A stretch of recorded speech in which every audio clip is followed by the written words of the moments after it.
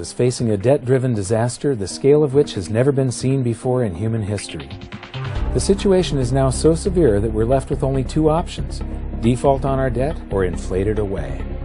You can already hear people blaming the free markets and even money itself for our problems, and to me this is just tragic, because we don't have free markets anymore, and we certainly don't use real money.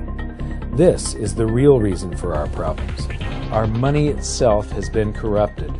It's not just an issue of economics. This affects your freedom.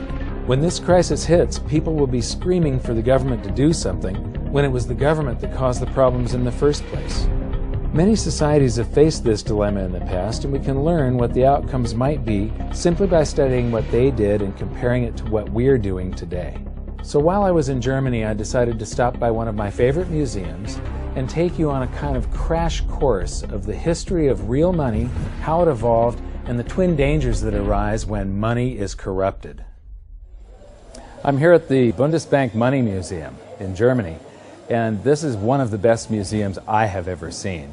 Right at the very beginning of the museum, you walk in and it starts with barter. You know, originally the first form of currency was livestock. The problem with livestock, though, like for instance this cow, if I traded this cow to you for something and somebody else wants to trade you something else that's of much lower value, you can't make change. A system that relies on barter is very inefficient because you not only suffer from the problems of divisibility, you also rely on the hope that you will find someone who has a good or service that you need, who wants something that you have at the same place and at the same time. In economics, this is called the coincidence of wants. Now add the fact that most goods have a shelf life before they perish, and you can see why barter systems held mankind back for so long. So what was it that solved the coincidence of wants and propelled us out of the Stone Age and into space? It was the invention of money. Money is not evil. It is a magnificent tool that allows us to trade our specialized skills and to store our economic energy. Without it, we'd be struggling to feed ourselves each day, and our average lifespan would still be 30. In episode 1, we learned that real money has to fulfill certain properties in order to function. But 2,600 years after its emergence, people still confuse money with currency, even the so-called experts. So they've got here some of the things about what money is. The first example here is, money is whatever goes. So, in earlier cultures, commodities such as cattle, stones, or metals were used as money. Buyers took the value of the goods on trust when making their purchase. Today, too, money is a question of confidence. So, the currency, today isn't money, today we're using currency, but the only reason it has any purchasing power whatsoever is because yesterday your experience was that it purchased something. So you have faith that it's going to purchase something tomorrow. Otherwise, it has no value.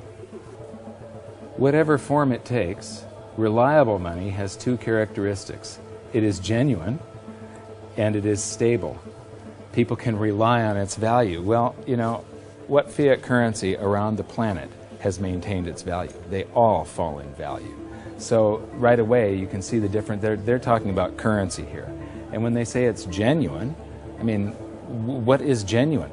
A counterfeiter, somebody that's running their own printing press in their basement, is making genuine notes as far as he's concerned. I mean, they're genuine counterfeits.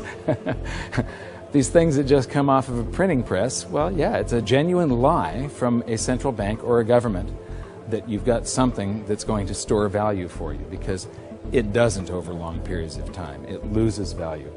Gold, banknotes, and electronic money, meaning electronic currency, may be stored, divided up, or transported. As its material value has declined over time, its genuineness has had to be beyond question. Well, this one says that it's got to maintain its value, and right here they're contradicting the next one. The one thing here, gold, is the only thing that they're talking about that has not lost its value.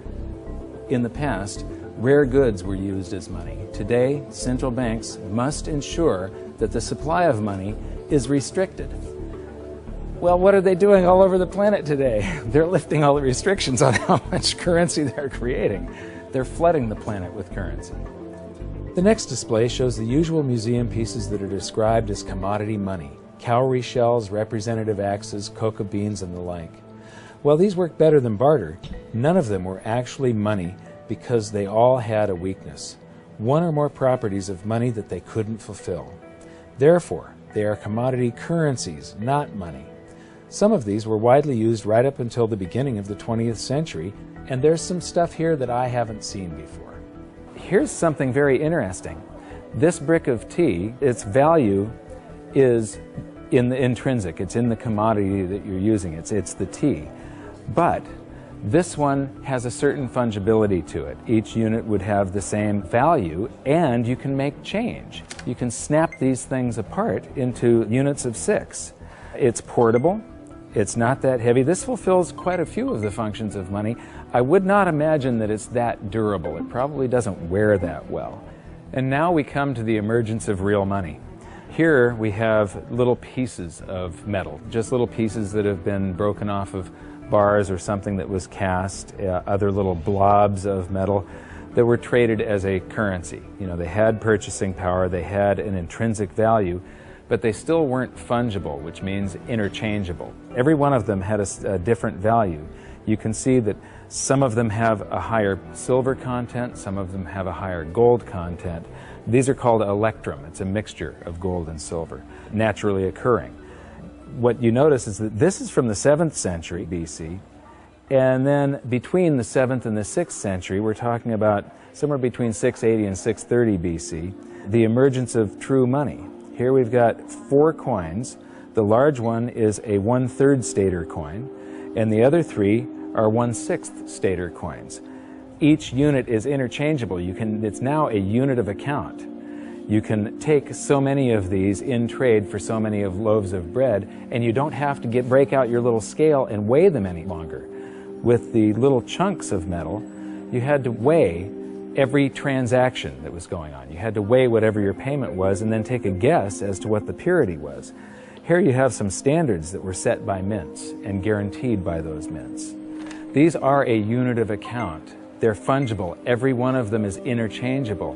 They're portable, they're durable in your pocket over long periods of time. They're divisible. You can make change. You can see there's a 1/3 stater and 1/6 staters. And they're a store of value over long periods of time. These still have purchasing power today, 2,600 years after they were made. Another thing that I find really interesting is between maybe 680 BC and 300 BC, cultures all around the world, they all gravitated toward gold and silver coinage as money. The entire world sort of decided all together that gold and silver were money. Why? Because the free markets keep on selecting gold and silver as money because of the properties that it has. So, now we get to the room of real money. This is a vault door, and this is where they've got all the great examples of the real gold and silver coins. So come on in and join me. So here we get to the first, this is gold and silver, what they're using to make money, and here we have some very early representations of gold and silver coins. And I love these displays. They start with coins in Lydia, so these coins go back to the very first minting of true coinage. So here we have the starting of the 6th century BC, and then it goes up to the 3rd century, and then from the 5th to the 11th century, and the 13th to the 15th century. And these displays just go on with the history of real money, gold and silver. Here is 17th and 18th century. Here we come to the 19th century, and now we're all the way up to the 20th century here. And here we come to our first example of government-issued fiat currency. This is from China. This is from 1375. And what's interesting is I have a chart that compares the value of the paper currency in China compared to silver. And there was a hyperinflation of this currency. it wasn't backed by anything. It wasn't backed by taxes. It wasn't backed by anything in the Treasury. They could just print this. And so this went into a hyperinflation because the government was just running its budget by just doing deficit spending by printing. And then I'm going to skip to some of the colonial currency. This is the United States, and each one of these currencies is printed by a different state. We've got Maryland, South Carolina, North Carolina, Connecticut, New York. This one here is particularly interesting. It's printed in the 14th year of the reign of King George III. It's dated March 25th, 1776. So this is just a few months before the Declaration of Independence. It says, "'Tis death to counterfeit." But this was printed just before we started coming out with the continental dollar, which went into a hyperinflation because of pure deficit spending on the Revolutionary War. And so this is the wall where real money gets corrupted. This is where it all turns to paper, which sometimes is backed by something, but it can be a lie. They can print more than they have of the stuff to back it. As we learned in episode 2, one of the first things a country does at the outbreak of war is to suspend redemption rights so that their currency is no longer redeemable in gold. This is exactly what Germany did before World War I. After losing the war, they suffered through one of the worst hyperinflations on record when they were burdened with massive reparation payments to France and the Allies. These heavy penalties stifled the German economy and brought it to a standstill, leaving the country with the same two choices all indebted nations have faced throughout history: default on their debt or inflate it away. Defaulting was not a viable option, as they were completely impoverished, weakened, and surrounded by armed forces ready to take their land. Since their currency was no longer tied to gold, it was decided to light up the printing presses and inflate their way out, paying the debts with new currency created out of thin air. This had drastic consequences. Check out some of this Weimar currency. The display starts with one mark that actually purchased something, but soon the notes rise to the thousands, then the millions, then the billions, and finally the trillions. It's mind-blowing. You'll notice that I'm laughing a little bit as we move through the museum, but I'm not laughing at the people. I'm laughing at the stupidity of central banks and of governments and how we never seem to learn from history. Okay, this is an example of different currencies used during the hyperinflation, and they call some of it inflation money and emergency money. This is interesting. They figured the way out of hyperinflation was to print more. So in 1923, the value of money fell by 50% or more per day. So that means prices are doubling every day if it's falling by 50%. Nearly everyone spent their money as quickly as possible on bread, shares, and other safe assets. Well, I don't consider shares safe assets. Actually, the stock market did not keep up with the inflation. However, this rapid circulation only served to stoke inflation even further. That's the function of velocity of money. It's just when velocity picks up, it's just like expanding the quantity. It's got the same effect. At the end, even 144 printing companies working for the Reichsbank could not keep up with the demand for banknotes. Emergency money issued by cities, local authorities, as well as banks and other enterprises started being circulated. So everybody was issuing currency to add to the currency that the government was printing like crazy. Although banknotes with face values of trillions of marks were issued, the vast demand for money, that's not correct, the vast demand for currency led to a paper shortage. Printers used anything that could be found, including wool, wood, and silk. So here's some example of wood, wool, and silk currencies over here. So this is a great example of how even here, in a museum of what they call money, this is the Bundesbank, one of the world's great central banks, if you can call any central bank great. They don't understand the difference between money and currency. They're calling all of this money, and it has nothing to do with money. This is just a promise. It was a promise to pay money at one point, and then it was a broken promise. People will have faith in these government-created currencies, and it allows governments to basically rob their own people. The government erased the debts that they had left over from World War I by just hyperinflating the currency, and basically that transfers all the wealth of the middle class to the government. The government inflated away the debts, but they also inflated away the prosperity of their entire population. When we were in Germany, we got a chance to shoot in front of the Bundestag, which used to be called the Reichstag, and it's very, very significant in that out of monetary crisis, you very often see the political landscape change dramatically. It's the middle class of a country that defines the country with their vote. They're the largest sector of any country, about 70%. And a currency crisis like a hyperinflation wipes out and impoverishes the middle class. And they become filled with fear. And it's very easy for somebody to come in and prey on that fear. And dictators arise out of hyperinflation. And this is one of my greatest fears as far as the United States goes. I think that we all have to be very, very careful and very watchful for what happens in the future. A few years ago, I was interviewing Congressman Ron Paul, and he said, I think that there's going to be a financial collapse before they come around to thinking seriously about monetary policy.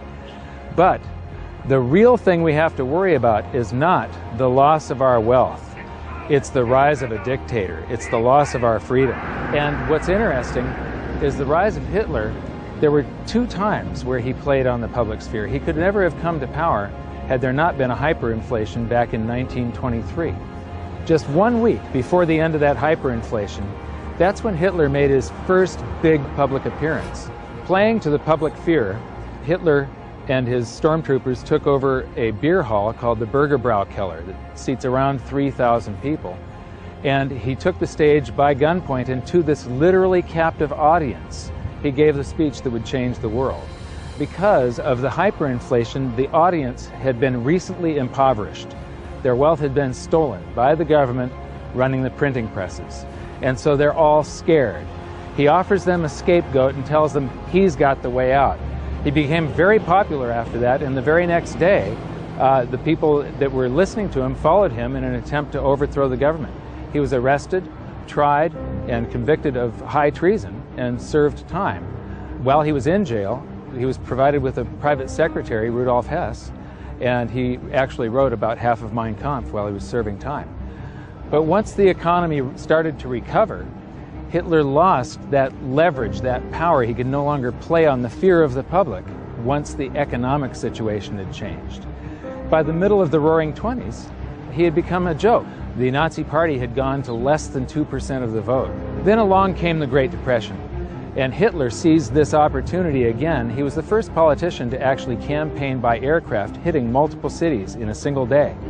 And the Nazi Party went from 2% of the vote to the second largest party in Germany. So playing on the public sphere, Hitler was able to take away the rights of Germans. He was able to, all these guaranteed rights in the Weimar Constitution, private property rights, the right to assemble, public assembly, the right to privacy in the mail, the telephone system. He just took away all of their rights and seized power. So these are some of the things that we have to be concerned about and be very mindful of. Economic crisis very often leads to the rise of a dictator. Yeah, the fact that this was just 70 to 80 years ago, basically there are still people alive today that experienced this, but enough of them have died off to where the warnings fall on deaf ears. Berlin is a great example of another massive danger to individual freedom that economic crisis can bring, the swing from capitalism to collectivism. After World War II, the city was basically divided in half, the West being capitalist and the East communist. Germany was reunified in 1990, but even this short period of separation showed the vastly different levels of prosperity that the two systems achieved. So this is the famous Checkpoint Charlie, and what's interesting is how quickly an economy can heal. Just 20 years ago, you would have seen a tremendous difference between the East and the West. You'd have one side that has tall buildings and is much more industrialized and new, and then one side that's very old and gray. It was one of the best examples of what a state-run society does to an economy. How the more the public relies on government, the worse the general economy gets. What happens, in capitalism you have the greatest disparity between the poorest and the richest individuals. And there's a backlash against that. And you see this happen in waves and cycles, this cycle that goes from capitalism to collectivism. Here, the example, you had this line going right through a city, and one side of the city that was very poor, and the other side prosperous by comparison.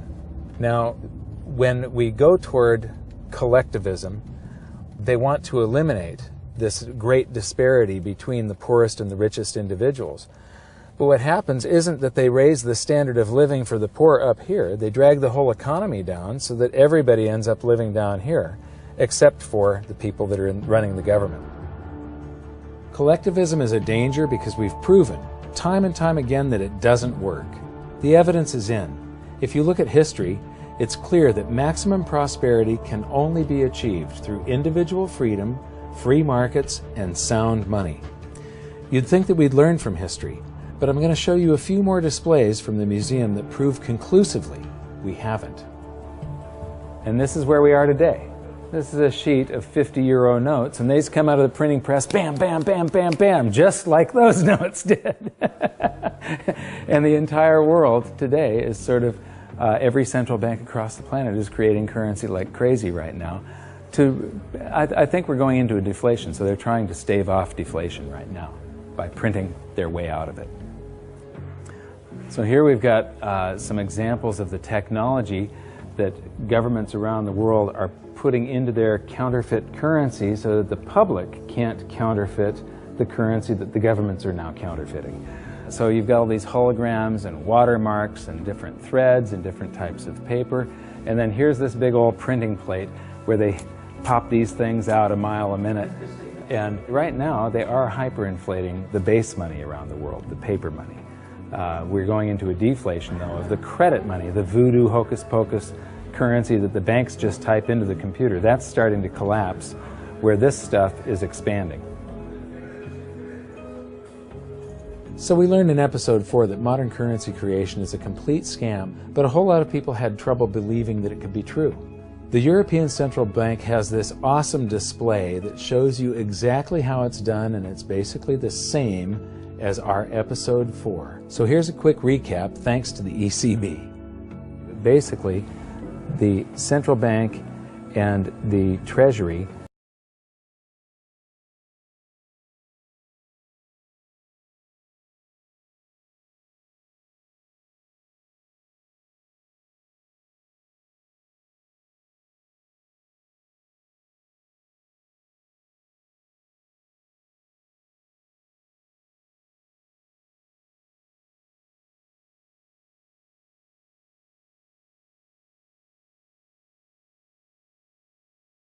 wants some of that.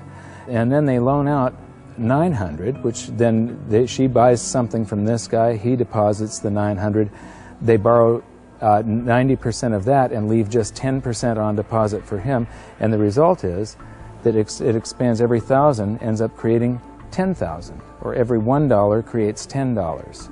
And they've got the result here. It's all sort of a voodoo hocus-pocus scheme.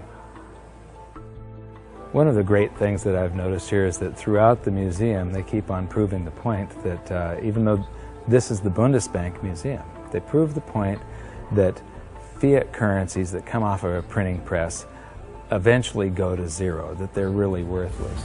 This says the ideal goal of all monetary systems was to ensure that money is trustworthy and kept in short supply.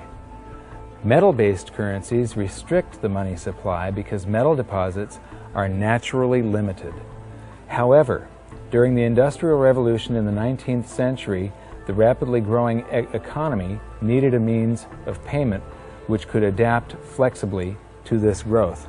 Baloney. You can have a fixed currency supply, and when you have economic growth, it means that the currency gains in purchasing power. In the 20th century, uncovered currencies, meaning unbacked currencies, have been the norm. In principle, the money stock could grow unchecked. This is why central banks must ensure that the money stock is in line with economic growth. Yeah, right. So here we've got my buddy Milton. Actually, Milton was sort of a semi-free market economist. He won the Nobel Prize, so he's considered the dean of the Chicago School of Monetary Thought, which are monetarists. They believe that we should have a Federal Reserve and it should expand and contract the currency supply to achieve stable prices. One of the problems with Keynesians and monetarists and so on is that they think you should expand it and contract it, but they never contract it. They just, Keynesian, you're supposed to spend when the economy is bad. The government's supposed to spend and stimulate and then withdraw currency from circulation to keep us from going into a bubble caused by the expansion of credit and the spending that they did during the bad portion of the economy. So they take this rubber band and they stretch it, and it's supposed to come back, but they never do that. They just keep on stretching it to infinity. And here we are, right now, where we are in the world is that rubber band is about to snap with every currency on the planet. And so I'm instability, I'm in deflation, inflation. Let me see, I'm going to cause a hyperinflation. Oh, it just went off the inflation scale. I guess I did cause a hyperinflation. Oops. And now the whole thing is collapsing. This game of inflation and deflation has never worked. Right now we're on the precipice of the whole system collapsing, and just like the game, our monetary system will reset. This is where the twin dangers we learned about may rear their ugly heads, so it's up to all of us to learn from history. I mentioned earlier that it was the invention of money that allowed humans to prosper and rise out of the Stone Age. But money is only part of the equation. What use is money if you don't have freedom? So what's going to happen? Will we default or inflate our way out of the mess we're in? Since 2005, I've been stating publicly, and I also wrote in my book, that I believe we're headed toward a series of events involving a short-term deflation followed by a big inflation or hyperinflation. If you really want to learn how this inflation might affect you and your family, join me at hiddensecretsofmoney.com for this episode's exclusive presentation. It's a special video that shows where I believe we are on this economic roller coaster of a ride and how I think it'll play out. So for now, what can you do? 1. Share this video on social media and subscribe to our YouTube channel. 2. Educate yourself by watching the rest of this series. And 3. Take action to protect yourself and your family. Learn what you can do at hiddensecretsofmoney.com. I'll see you there.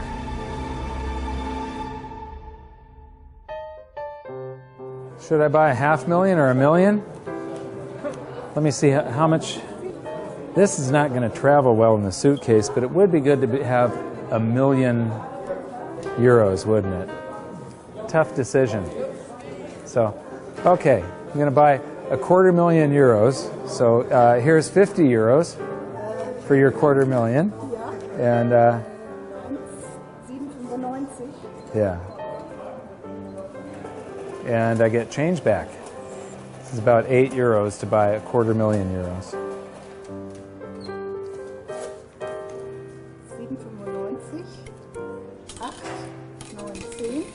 Okay. Okay. And what's interesting is these are going to eventually be in here. And it won't be too long before these end up like this. Oh, and we get some chocolate gold coins. Dankeschön.